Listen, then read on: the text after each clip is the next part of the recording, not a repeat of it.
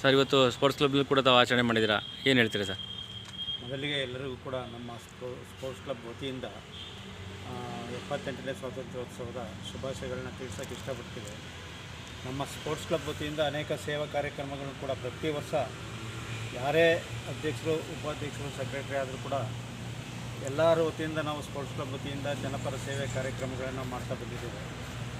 ಎಲ್ರಿಗೂ ಕೂಡ ಈ ವರ್ಷ ಆಯುಷ್ಯ ಆರೋಗ್ಯ ಕೊಟ್ಟು ತುಂಬ ಚೆನ್ನಾಗಿ ಮಳೆ ಆಗಿದೆ.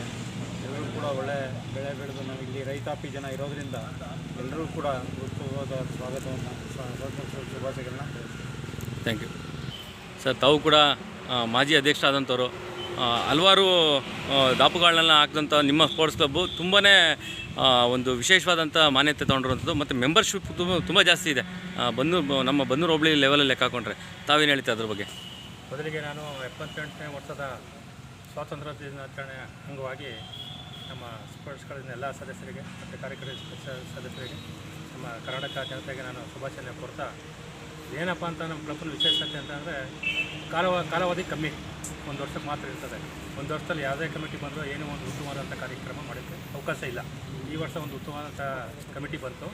ನಮ್ಮ ಸಂಸ್ಥೆಯನ್ನು ನಮ್ಮ ಒಂದು ಹದ್ದುಬಸ್ತಿಗೆ ಅಂತಂದರೆ ಏನು ಮುನ್ಸಿಪಾಲ್ಟಿಯಿಂದ ಒಂದು ನಮ್ಮ ಇದಕ್ಕೆ ಖಾತೆ ಮಾಡಬೇಕು ಅಂತ ಮಾಡಿದ್ರು.